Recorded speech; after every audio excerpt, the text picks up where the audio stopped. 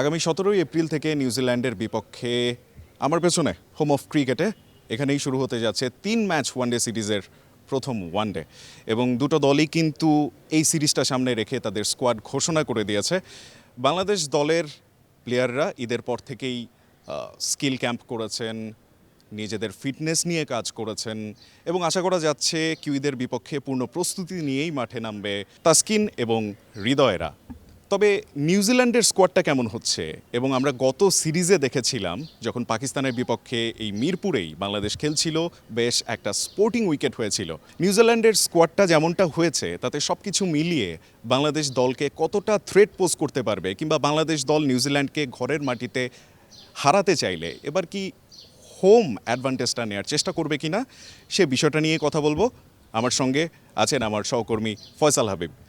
ফয়সাল, আমরা পাকিস্তানের বিপক্ষে যে ধরনের স্পোর্টিং উইকেট দেখতে পেয়েছি, আপনার কি মনে হচ্ছে এবার কি আমরা একই ধরনের উইকেট দেখতে পাবো কিনা নিউজিল্যান্ডের বিপক্ষে? একটা মজার বিষয় দিয়ে শুরু করি। 2 দিন আগে গত শুক্রবারে গ্রাউন্ডস কমিটির মিটিং হয়েছিল। রফিকুল ইসলাম বাবু অ্যাডহক কমিটির, উনি গ্রাউন্ডস কমিটির চেয়ারম্যান। ওনাকে প্রশ্ন করা হয়েছিল যে উইকেটটা কেমন হবে। উনি বলেছেন খুব তো খোলাসা করা যায় না, কিন্তু যেহেতু নিউজিল্যান্ডের বিপক্ষে খেলা, সেহেতু আমরা একটু হয়তো বা আমাদের যে অ্যাডভান্টেজ নেওয়ার ব্যাপারটা সেটা নিব। এটা একটা পয়েন্ট। 2 নম্বর পয়েন্ট হলো যে নতুন আমাদের স্পিন বোলিং মেশিন কিন্তু এসেছে বাংলাদেশের ক্রিকেট ইতিহাসে প্রথমবারের মতো। এটা একটা পয়েন্ট। 3 নম্বর পয়েন্ট যেটা, সেটা হলো সবসময় ট্রেডিশনালি আমরা এশিয়ার বাইরের দলগুলোকে একটু কঠিন উইকেট দেই, একটু স্পিনিং উইকেট দেই। এবং এবারও আমার মনে হয় পাকিস্তান সিরিজে আমরা যেমন দেখেছিলাম মোটামুটি 250-300 রানের উইকেট ছিল, 300 রানের উইকেট ছিল। থার্ড ম্যাচটা অনেক রান ফেস্ট হয়েছিল মোটামুটি। অত বেশি ব্যাটিং সহায়ক উইকেট সম্ভবত থাকবে না। বাংলাদেশ দল সম্ভবত খানিকটা স্পিন সহায়ক উইকেটই দিবে, অ্যাটলিস্ট ফার্স্ট 2টা ওয়ানডে, সেই 2টা যেহেতু মিরপুরে। আর বাংলাদেশ দলের একাদশেও হয়তো বা এবার 3জন স্পিনারকে আমরা দেখতে পারবো, কারণ নিউজিল্যান্ডকে আমাদের হারাতে হবে সিরিজটা, এবং হারাতে হলে spin is going to be our main strength. নিউজিল্যান্ডের যে বোলিং স্কোয়াডটা আমরা দেখলাম, এবার কিন্তু ওদের স্কোয়াডের মধ্যে অলরাউন্ডারদের একটা ছড়াছড়ি আছে। সেই হিসেবে কি টু সাম এক্সটেন্ট এমন হয়ে দাঁড়াচ্ছে কিনা যে ওরা ফাস্ট বোলিং ডিপার্টমেন্টে আমাদের থেকে কিছুটা এজ পাচ্ছে? আমার আসলে এটা মনে হয় না, কারণ ফাস্ট বোলিং ডিপার্টমেন্টে ওদের যারা মেইন ফাস্ট বোলার, যারা এ গ্রেড ফাস্ট বোলার, তারা আইদার পিএসএল খেলতেছে অথবা আইপিএল খেলতেছে। এখানে যারা আসতেছে বাংলাদেশে, বেন লিস্টার বা উইল ওরুক, ব্লেয়ার টিকনার, এরা আসলে majority of time test cricket খেলে অথবা স্কোয়াডে খুব বেশি সুযোগ পায় না।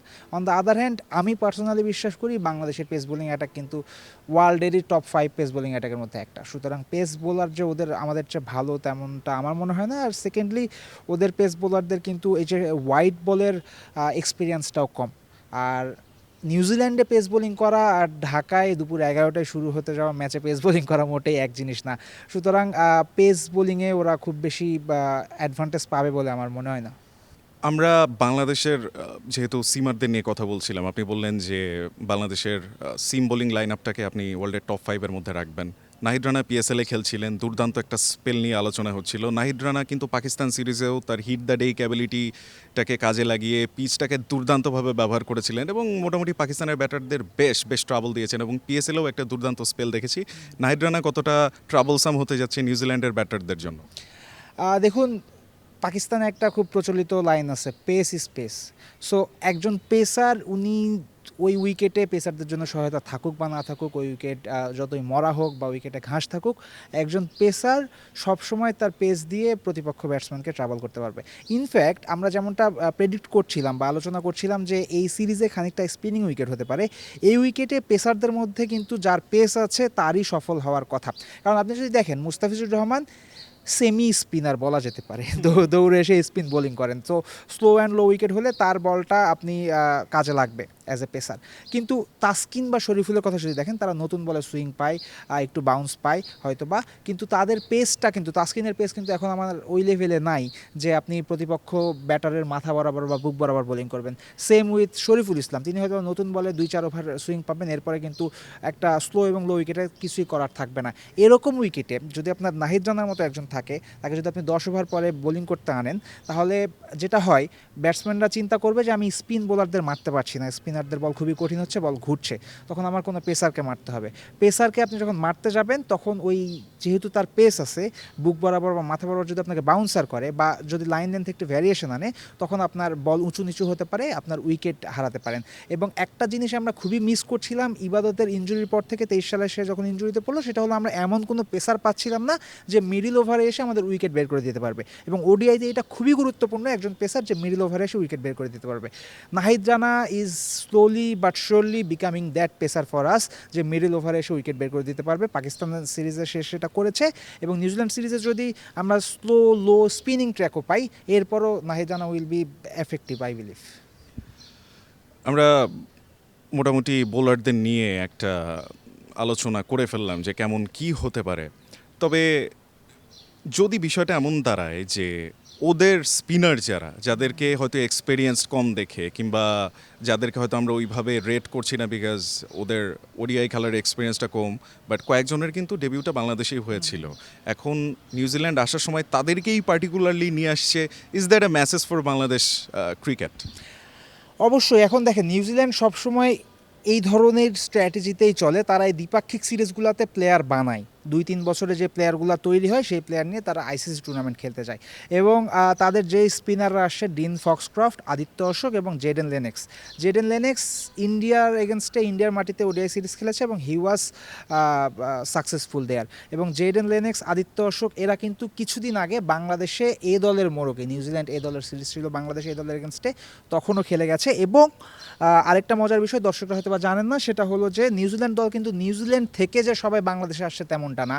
ওরা শ্রীলঙ্কা এ দলের এগেনস্টে, নিউজিল্যান্ড এ দলের একটা 3 ম্যাচের ওডিআই সিরিজ ছিল, সেটা গলে হয়েছে গতকাল বা পরশুদিন সেই সিরিজটা শেষ হয়েছে। অর্থাৎ নিউজিল্যান্ড থেকেও কিছু প্লেয়ার আসবে, শ্রীলঙ্কা থেকেও কিছু প্লেয়ার আসবে। ওরা এই যে বাংলাদেশে খেলতে হবে এর জন্য কিন্তু শ্রীলঙ্কাতে একটা এ দলের সিরিজ রেখেছিল, এবং সেখানে এই আদিত্য অশোক বলুন বা জেডেন লেনেক্স বলুন, ওরাও কিন্তু এই এ দলের পার্ট ছিল। সুতরাং একেবারে যে তারা খারাপ খেলবে তেমনটা আমার মনে হয় না। তবে এই যে আদিত্য অশোক আর জেডেন লেনেক্স, এই দুজনের মধ্যে জেডেন লেনেক্স একটু বেশি আমাদের জন্য ট্রাভেলসাম হতে পারে। লেফট আর্ম স্পিন করেন ভদ্রলোক, এবং লাইন লেন্থ বেশ ঠিকঠাক রাখতে পারেন। On the other hand Aditya Ashok leg spin করেন, কিন্তু খুবই নিউ, এবং তার বলের ওপর যে কন্ট্রোল সেটাও খুব বেশি আছে বলে আমার মনে হয় না। বাট জেডেন লেনেক্স, আমাদের এই ভদ্রলোক সম্পর্কে একটু সাবধান থাকতে হবে। অলরাইট, বোলারদের নিয়ে আমরা একটু কথাবার্তা বললাম। At the same time middle ওভারের কথা আপনি বলছিলেন যে মিডল ওভারে উইকেট যেমন বাংলাদেশের একটা ব্রেক থ্রু এনে দেওয়ার জন্য একটা সময় এবাদত ছিলেন, আমাদের কিন্তু মিডল ওভারে বাংলাদেশের মিডল অর্ডারের যে ব্যাটিং সেটাও কিন্তু বেশ প্রশ্নবিদ্ধ বেশ কয়েকটা সিরিজ ধরেই। এবং লিটন দাসকে আমরা দেখেছিলাম মিডল অর্ডারে পুশ করে দেওয়ার একটা চেষ্টা, এবং পাকিস্তান সিরিজে যদি আমরা বলি somewhat he was successful. Liton দাসের এই সিরিজের রোলটা কেমন হতে পারে এবং কতটা সাকসেসফুল হতে পারে মনে হচ্ছে? এই সিরিজেও লিটন দাস 4এই ব্যাটিং করবেন, এটা দল ঘোষণার সময় আসলে প্রধান নির্বাচক হাবিবুল হাসান সুমন তিনি বলে দিয়েছেন যে he is going to bat at 4, এবং তাকে 4-এ আনার একটা বড় কারণ আমাদের মিডিল অর্ডারে যে বড় বড় নামগুলো ছিল, মুশফিকুর রহিম, মাহমুদুল্লাহ রিয়াদ, দে আর নট হেয়ার এনিমোর। তার জন্য মিডিল অর্ডারে আমাদের একজন ব্যক্তিকে লাগবে যার উপর আমরা ভরসা করতে পারবো। সো লিটন 4-এ ব্যাটিং করবেন। আর 3-এ শান্ত ব্যাটিং করছেন। 3 যদিও টপ অর্ডারের মধ্যে পড়ে, বাট আমার মনে হয় শান্তর ব্যাপারটা অনেকটা একটা আলোচনার বিষয় হতে পারে, কারণ শান্ত ওডিআইতে আমাদের one of the prolific performer ছিল। চ্যাম্পিয়ন্স ট্রফির আগ পর্যন্ত he was in good touch, but last সিরিজটা উনি ভালো করতে পারেননি। এর আগে ওয়েস্ট ইন্ডিজের এগেনস্টে যেটা হোম সিরিজ ছিল সেটাও তিনি ভালো করতে পারেননি। আমাদের এই সিরিজে শান্তর রানে ফেরাটা খুব জরুরি। শান্ত যদি রানে ফিরতে পারে তাহলে 4 নম্বরে যখন লিটন ব্যাটিং করতে আসবে সে অনেকটা ফ্রি হয়ে খেলতে পারবে। 5 নম্বরে তাহিদ হৃদয় আসবে, এবং 4 আর 5-এ লিটন তাহিদের জুটিটাই এই দুজনের কন্ট্রিবিউশনটাই আমাদের জন্য প্রধান একটা ব্যাপার হতে পারে to have a good score on the score card. But একই সাথে আমাদের এটাও মাথায় রাখতে হবে 6 এবং 7-এ আফিফ হোসেন ধ্রুব এবং মেহেদী হাসান মিরাজের খেলার কথা। মেহেদী হাসান মিরাজ আমার মনে হয় না উনি খুব একজন বিগ হিটার। উনি হ্যাঁ অনেক সময় আমাদের বিপদ থেকে বের করে এনেছেন, কিন্তু লাস্ট 10 ওভারে যদি আমরা 100 রানের চিন্তা করি তাহলে Miraz is not the guy. সেক্ষেত্রে আফিফের উপর একটা বড় দায়িত্ব আসবে, কিন্তু আফিফ অনেক দিন পরে জাতীয় দলে ফিরেছেন। তাকে যদিও ঘরোয়া ক্রিকেটে রান করার কথা বলে নিয়ে আসা হয়েছে, কিন্তু ঘরোয়া ক্রিকেটে কিন্তু তিনি 4 নম্বরে ব্যাটিং করেছেন। তাকে আবার ঘুরে ফিরে 6 নম্বরে ব্যাটিং করানো হচ্ছে। তাই 6-7 কেমন হবে, 6-7 আমরা কত দ্রুত রান তুলতে পারবো, এটা একটা প্রশ্নবিদ্ধ ব্যাপার থাকবে। তাই এই যে 4-এ লিটন এবং 5-এ হৃদয়, এই দুজনকে যে শুধুই উইকেট আটকাতে হবে বা একটা ইনিংস বিল্ড করতে হবে তাই নয়। আমার মনে হয় লিটন হৃদয়কে একই সাথে স্ট্রাইক রেটটাও একটু বাড়িয়ে খেলতে হবে, এবং Liton Hridoy is going to be the spine of our batting order. How confident are you যে বাংলাদেশ এই সিরিজটা সিল করে ফেলতে পারবে প্রথম 2 ওয়ানডেতেই? প্রথম 2 ওয়ানডেতেই পারবে কিনা I am not sure, but আমার মনে হয় উইল উইন 2-1। নিউজিল্যান্ডকে হোয়াইট ওয়াশ করা একটু টাফ। আর নিউজিল্যান্ডের এই টিম নিয়ে আমরা আলোচনা করলাম, একটা জিনিস আমরা যেটা বলিনি সেটা হলো their batting order. They have a solid batting order, specially Tom Latham. He is the guy. Tom Latham, he plays ODI so well. এছাড়াও উইল ইয়াং আছে, নিক কেলি আছে। So these are the batters যারা বাংলাদেশের এই বোলারদের একটু হলেও কিন্তু বা আসলে ঝামেলায় ফেলতে পারে। তবে ওভারঅল আমার মনে হয় in our own background, in our own backyard, we will be the favourite to in the series. ধন্যবাদ ফয়সাল। দর্শক, যেমনটা দেখতে পাচ্ছিলেন আমাদের আলোচনায় যে বাংলাদেশ দলের সামনে কিন্তু বেশ বড় একটা চ্যালেঞ্জ আছে, বেশ কিছু সেক্টর আছে, বেশ কিছু জায়গা আছে যেখানে বাংলাদেশ দলের আরও কাজ করতে হবে যদি বাংলাদেশ চায় এই সিরিজটা নিউজিল্যান্ডকে হারিয়ে র্যাঙ্কিংয়ে নিজেদের অবস্থানটা আরও সুদৃঢ় করতে। Rayan Ahmed, one sports, Mirpur Sher-e-Bangla national cricket stadium, Dhaka.